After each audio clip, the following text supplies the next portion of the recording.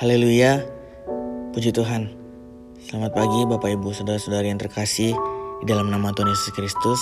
Pada saat ini kita akan kembali sama-sama belajar kebenaran firman Tuhan. Kita akan melihat satu tokoh yang dipakai Tuhan sangat luar biasa dalam perjalanan hidupnya, terutama dalam imannya, yaitu Musa. Kita melihat bahwa iman Musa ini tidak tumbuh secara instan. Bagaimana dia harus mengalami berbagai proses kehidupan sehingga dia bisa menemukan makna iman yang sesungguhnya. Musa mengalami proses yang kita lihat itu tidak mudah.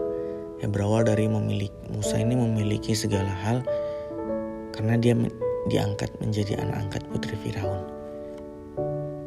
Kemudian dia juga harus mengalami fase masa-masa bahwa dia bukan apa-apa karena harus menjadi pelarian.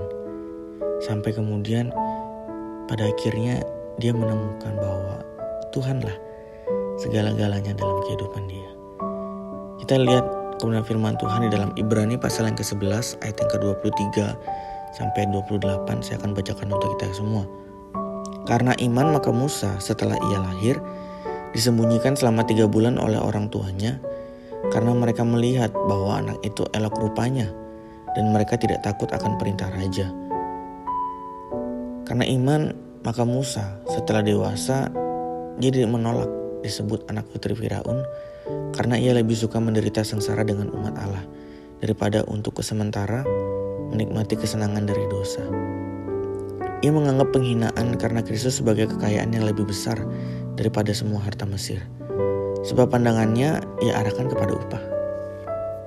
Karena iman maka ia telah meninggalkan Mesir dengan tidak takut akan murka raja. Ia bertahan sama seperti ia melihat apa yang tidak kelihatan. Karena iman, maka ia mengadakan Paskah dan pemercikan darah supaya pembinasaan anak-anak sulung jangan menyentuh mereka. Kalau kita lihat pribadi Musa adalah anak dari Amram dan Yokebed. Yang Musa memiliki satu kakak laki-laki bernama Harun dan juga satu kakak perempuan bernama Miriam. Arti nama Musa yaitu diselamatkan dari air atau diangkat dari air. Kalau kita lihat melalui Musa inilah saat itu hukum Taurat diberikan Tuhan bagi bangsa Israel.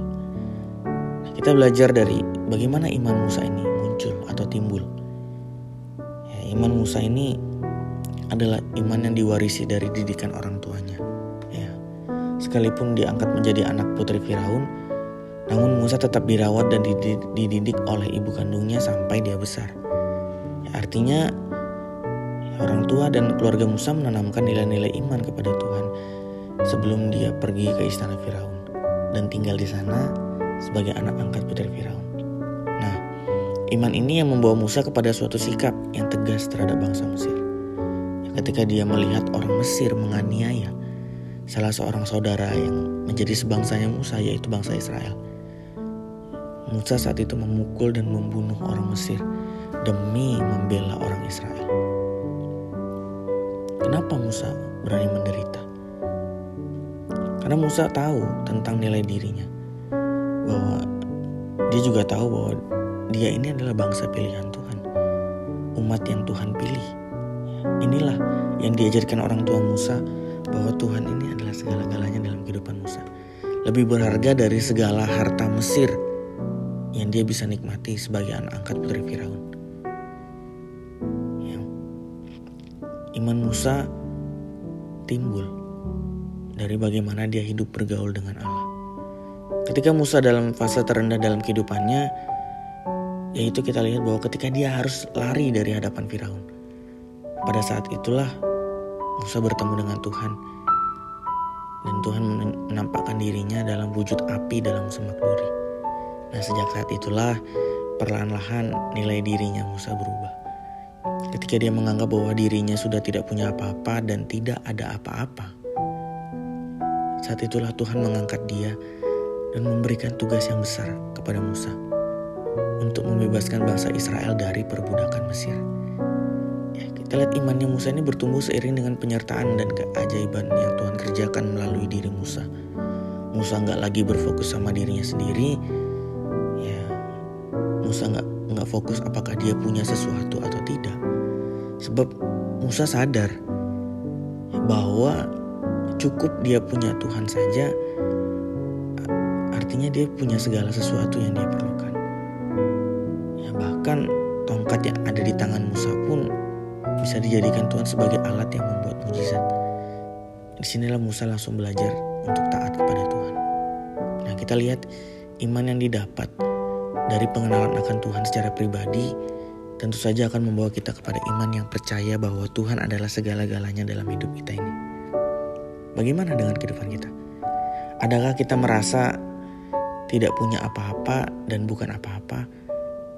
Kalau ada yang merasa demikian, itu adalah kesalahan yang besar. Sebab Bapak Ibu, saudara-saudari, bila kita memiliki Tuhan dalam kehidupan kita, disitulah artinya bahwa kita memiliki segala sesuatu yang kita perlukan. Amin. Bagian kita hanyalah percaya dan berjalan dalam kehendak dan rencana Tuhan. Maka disitulah kita akan melihat bagaimana penyertaan Tuhan yang sempurna atas hidup kita, sebagaimana Tuhan menyertai Musa sepanjang umur hidupnya.